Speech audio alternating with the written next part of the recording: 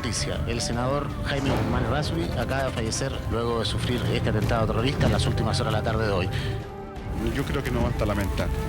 Yo creo que hay que reaccionar. Es un golpe terrible.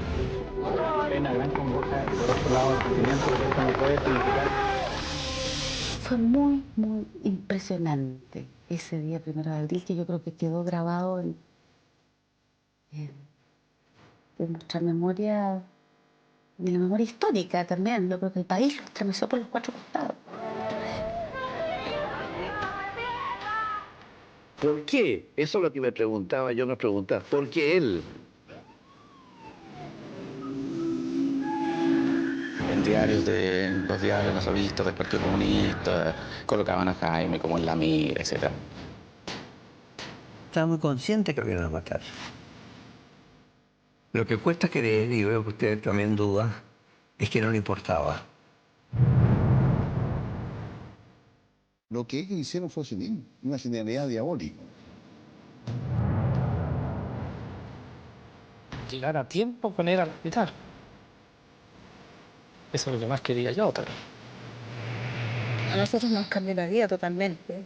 12 años que no se han olvidado, yo creo que no se han olvidado jamás. A ver, el momento del asesinato de Jaime Guzmán, yo creo que es el momento, desde el punto de vista de la seguridad ciudadana, más difícil que ha vivido la Concertación.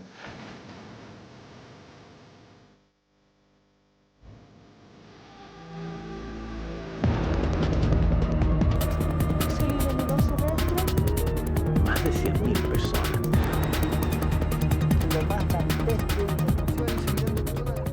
Hola, ¿cómo están? Muy buenas noches. En estos días se ha estado debatiendo profundamente la propuesta del presidente Ricardo Lagos para zanjar el tema de los derechos humanos. En este contexto, hace 5 meses la UDI presentó su propia idea, su propia propuesta, que entre otras cosas planteaba el indulto para los delitos terroristas que habían ocurrido a partir de 1990. Y este punto es particularmente relevante para la historia que hoy vamos a conocer esta noche, porque puntualmente ese perdón para los delitos terroristas incluiría a los autores del crimen del senador Jaime Guzmán, que como ustedes recuerdan ocurrió el 1 de abril de 1991. Una historia que, al menos en el aspecto judicial, sigue abierta. Pero ese día del crimen hubo una persona que sobrevivió y que ha estado todos estos años sumida en el silencio y pasando por momentos muy amargos y con mucho miedo, hay que decirlo. Después de 12 años, Luis Fuentes, que era el chofer que acompañaba a Jaime Guzmán, accedió a contarnos su versión de cómo vivió esos dramáticos momentos del atentado y las horas que le siguieron.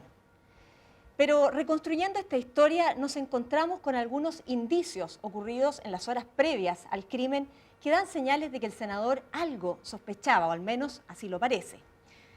2 de sus hermanas, Rosario e Isabel, se extrañaron mucho porque el senador las llamó el sábado anterior para que almorzaran. Por una parte, era Sábado Santo, un día muy particular para él que jamás se le hubiese ocurrido para reunirse en familia. Y segundo, porque estaba pasando por encima de su rutina habitual, que era dormir la siesta, cosa que nunca hacía. 2 señales que a ellas les llamaron profundamente la atención.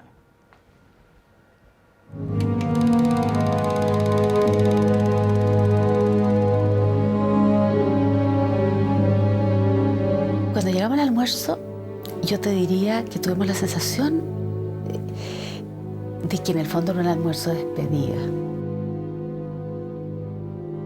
Los silencios eran más largos y más frecuentes que de costumbre, las miradas cruzadas entre los 4. Los abrazos al despedirnos eran más largos, más intensos. La Isabel incluso comentó en ese almuerzo lo impactada que había quedado con la presencia de unas personas muy, muy extrañas en realidad, que estaban el jueves, 2 días antes, en la celebración de la Cena del Señor en la iglesia de los Carmelitas. Y te digo extrañas porque claramente eran personas que no estaban ahí por la Eucaristía, o sea, no estaban por razones religiosas. Estaban completamente ajenas a lo que sucedía ahí y ciertamente siguiendo a Jaime. Y como a las 5 Jaime me dijo, me puedes ir a dejar a mi casa. En el camino le dije, sácame de una duda, le pregunté, ¿tú no piensas que te pueden matar en cualquier minuto? Y él con una serenidad pasmosa me dijo, por supuesto que está dentro de las probabilidades, pero no te preocupes, Charito, nadie se muere 5 minutos antes de lo que Dios lo tiene contemplado. Y se bajó del auto y yo sentí como un cosquilleo de la cabeza a los pies y me pregunté, ¿será la última vez que lo habremos visto vivo? Fuimos a todos los oficios de Semana Santa juntos y a mí después me quedó dando vuelta algo que en su momento no logré entender y era muy difícil de entender. Al término de la misa de Gloria, Jaime me pregunta qué es lo que a mí más me había impresionado de la prédica de Monseñor Ahumada. Le dije algún lugar común, nada especial. Pero ¿cómo? Me dijo, tú estás muy distraído, me dice. ¿Tú no notaste la inminencia de la muerte de Monseñor Ahumada? La muerte estaba presente, estaba ahí. Tanto me dijo que estoy preocupado por él, porque me he quedado con la impresión que algo le puede pasar. Bueno, después me he dado cuenta, obviamente, que la inminencia de la muerte no era la de Monseñor Ahumada. La inminencia de la muerte es la que tenía Jaime, que sentía y presentía en esa sensibilidad espiritual tan fuerte que tenía, de que la muerte ya estaba presente en él.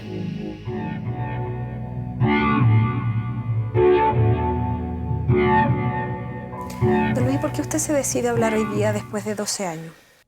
Es que me pareció que ya era prudente hablar y para yo sacarme todo esto que tengo guardado hace años. Yo siempre estaba preocupado por mi familia y no quería revivir esto y que me vieran a mí. Primera vez que alguien conversa conmigo.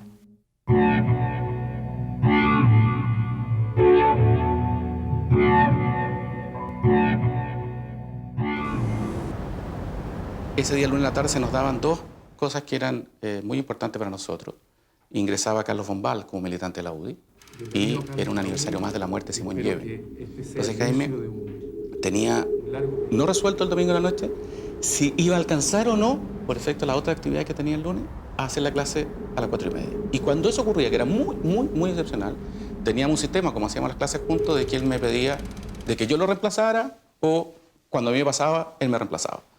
Y el lunes en la mañana, cuando chequeamos, me dijo, no tengo problema, tengo despejado la tarde. Ok, vas tú a la clase.